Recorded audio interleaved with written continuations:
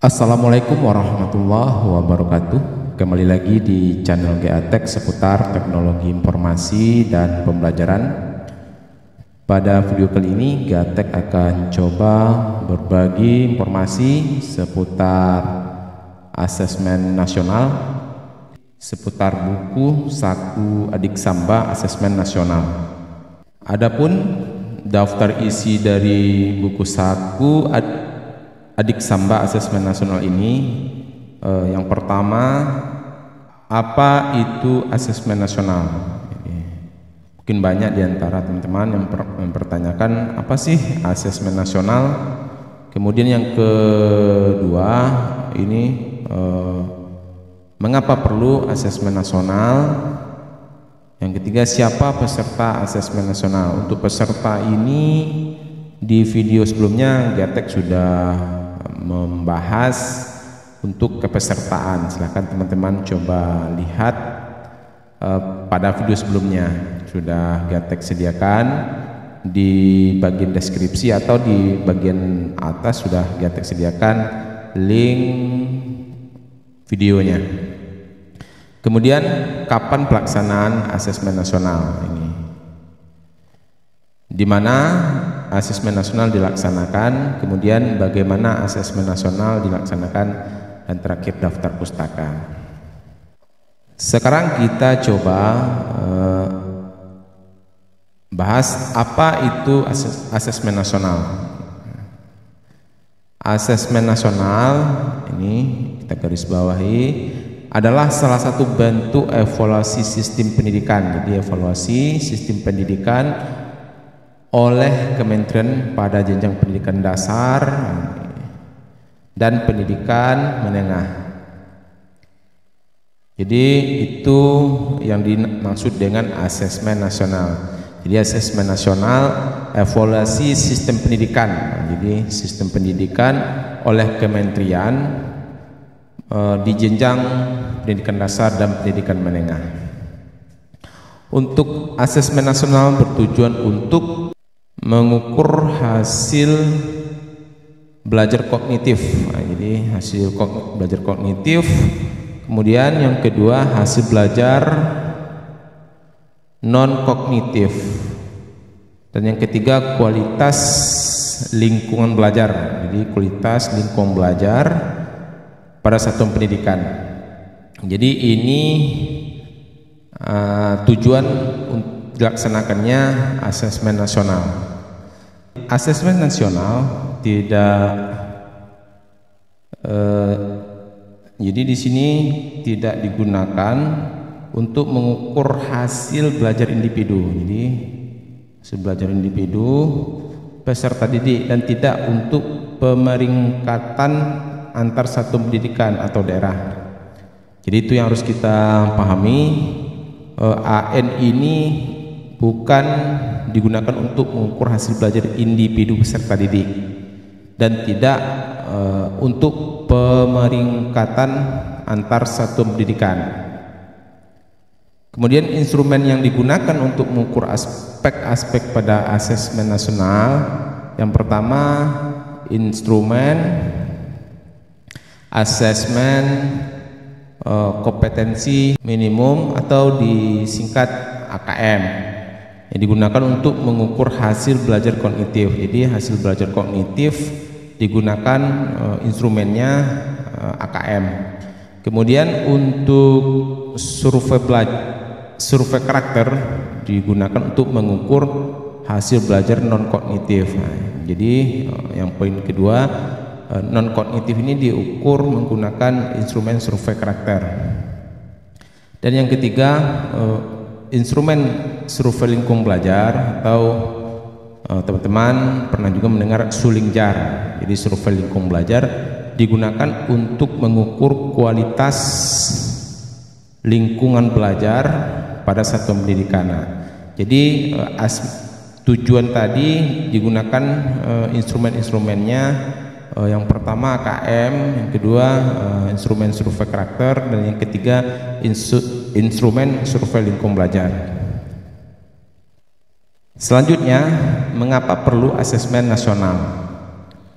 Asesmen nasional sebagai bentuk evaluasi sistem sebagaimana yang sudah dibahas tadi.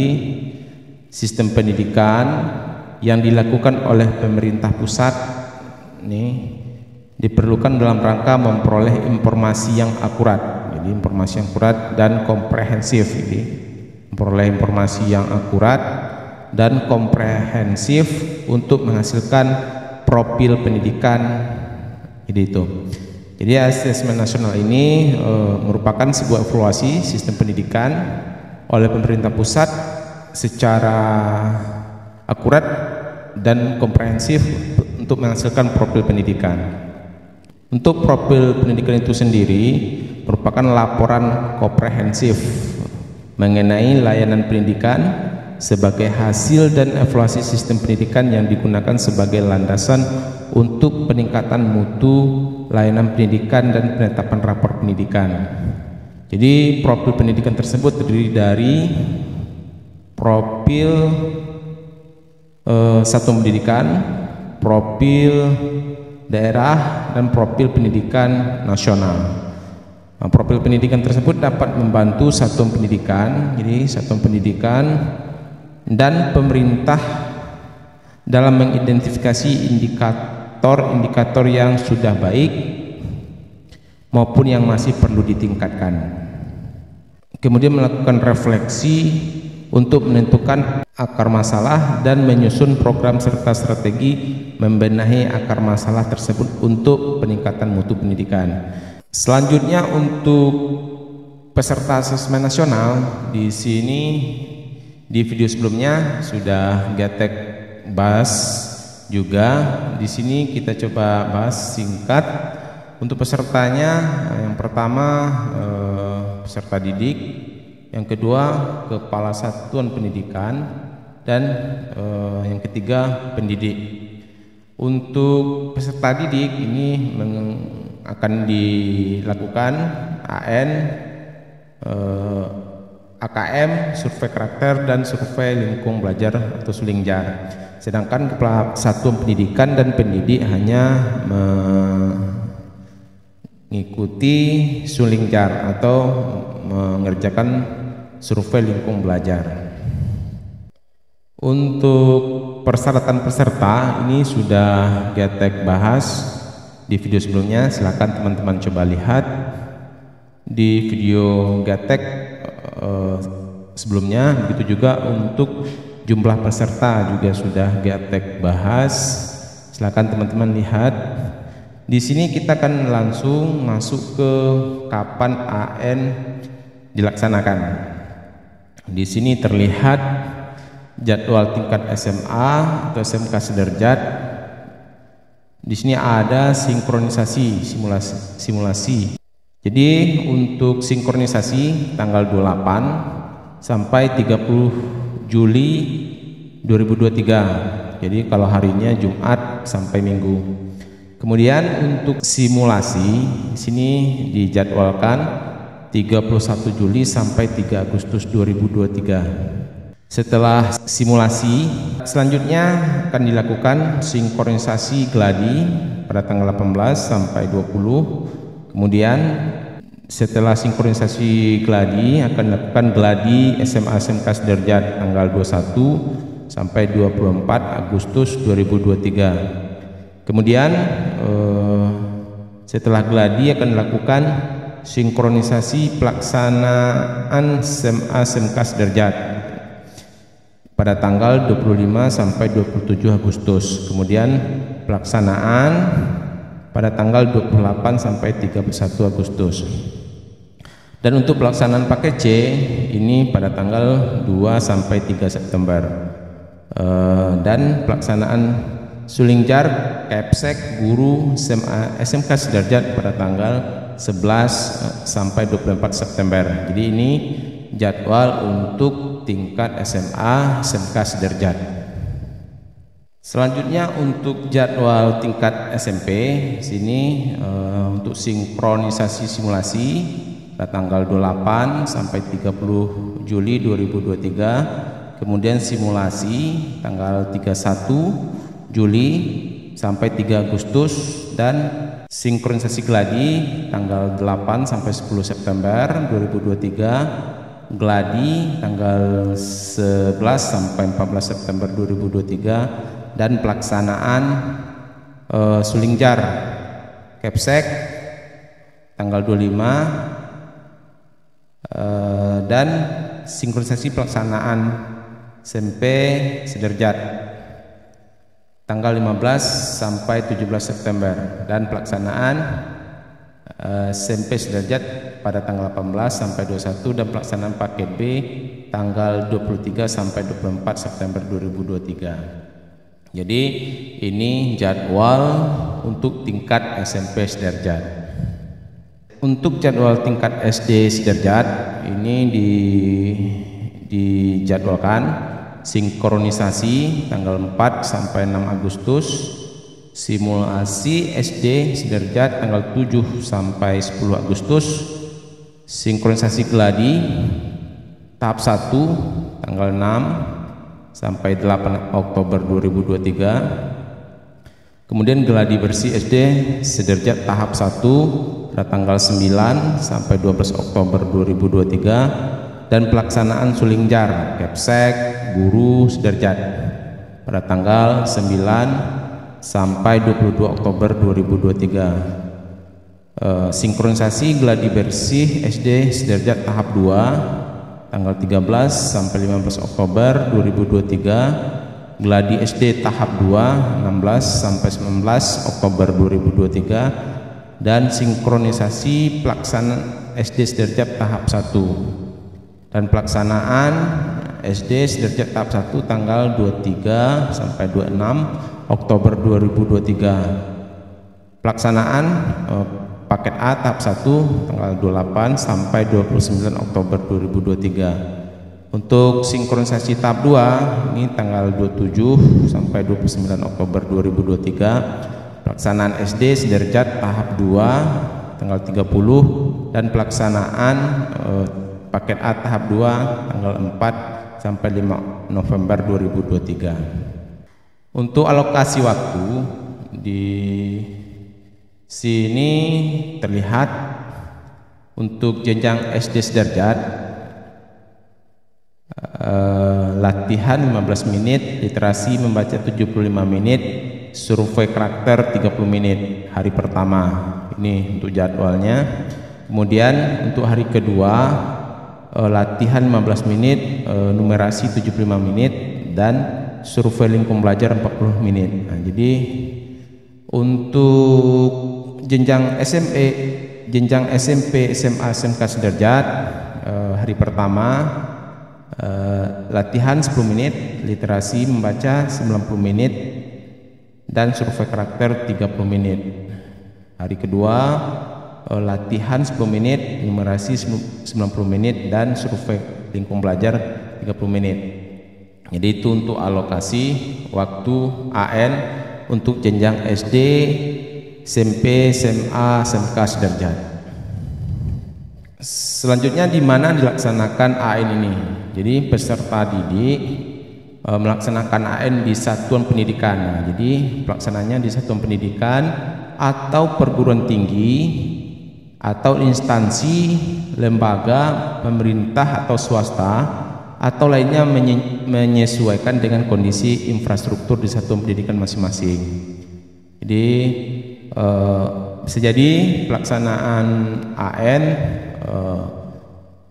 bukan di satuan pendidikan yang bersangkutan, bisa jadi menumpang di satuan pendidikan yang terdekat, atau di instansi atau lembaga pemerintah yang bisa melaksanakan ujian AN. Selanjutnya, kepala satuan pendidikan dan pendidik mengisi instrumen survei belajar dilakukan secara mandiri. Jadi mandiri dan daring tanpa ditentukan lokasi pengisiannya selama waktu pengisian Sulingjar berlangsung. Jadi itu poin-poinnya. Bagaimana AN dilaksanakan? Di sini pendataan, pengelola data di setiap satuan pendidikan mendata peserta didik, pendidik, dan kepala satuan pendidikan yang ada di satuan pendidikan masing-masing. peserta didik, pendidik dan kepala satuan pendidikan yang berkewarganegaraan Indonesia di sekolah Indonesia luar negeri, satuan pendidikan kerjasama dan program pendidikan kesetaraan di luar negeri didaftarkan sebagai calon peserta AN. Satuan pendidikan mendata peserta AN, peserta didik, pendidik dan kepala satuan pendidikan ke pangkal data Dapodik dan EMIS. Pengelola data di setiap sistem pendidikan melakukan proses verifikasi dan validasi peserta didik berdasarkan NISN pada sistem Perval PD yang disediakan pusat yang membidangi fungsi pengelolaan data dan teknologi informasi Kementerian. Pengelola data di setiap sistem pendidikan mendaftarkan peserta didik yang memiliki NISN yang valid. Pendaftaran peserta didik melalui mekanisme tarik data dari laman pd-data-kemdikbud.go.id ke laman data AM. Jadi tinggal tarik data dari data pd-data-kemdikbud.go.id ke laman data pendataan AM. Proses sampling peserta utama dan cadangan dilakukan secara otomatis dengan metode yang ditetapkan oleh Kementerian pada laman pendataan asesmen oleh pengelola data kabupaten atau kota atau provinsi sesuai dengan kewenangan. DNS atau daftar nominasi sementara dicetak oleh pengelola data provinsi atau kabupaten kota sesuai dengan kewenangan yang diberikan ke satuan pendidikan. Untuk diverifikasi DNT dicetak oleh pengelola data provinsi untuk diberikan kepada satuan pendidikan. Jadi itu untuk pendataan. Untuk pelaksanaan, yang pertama persiapan. Ini persiapan membentuk panitia pelaksana tingkat satuan pendidikan. Yang kedua, infrastruktur, mendata komputer proktor dan klien dan perangkat jaringan yang siap digunakan. Verifikasi dilakukan oleh Dinas Pendidikan atau Kemenak Pusat. Keempat, web ANBK, login ke web ANBK menggunakan user masing-masing satuan pendidikan. Kemudian yang kelima, satuan pendidikan memilih status pelaksanaan mandiri atau menumpang melalui web ANBK. Setelah menentukan statusnya, yang keenam, moda untuk pelaksanaan ANBK mandiri menentukan moda daring, semi atau daring, semi daring atau daring. Yang ketujuh, penetapan. Satuan pendidikan ditetapkan sebagai pelaksana ANBK oleh tim teknis provinsi. Yang kedelapan, satuan pendidik ini gelombang. Yang kedelapan, satuan pendidik memilih gelombang pelaksanaan. Yang kesembilan, satuan pendidikan melaksanakan simulasi gladi. Dan 10, ANBK utama. Satuan pendidikan melaksanakan ANBK utama sesuai moda dan gelombang yang sudah ditentukan. Jadi itu pelaksanaan dari ANBK. Jadi itu seputar buku 1 Adik Simba Asesmen Nasional. Mudah-mudahan video ini bermanfaat, dan jangan lupa teman-teman share ke teman-teman yang lain agar video ini juga bermanfaat buat mereka. Terima kasih. Wassalamualaikum warahmatullahi wabarakatuh.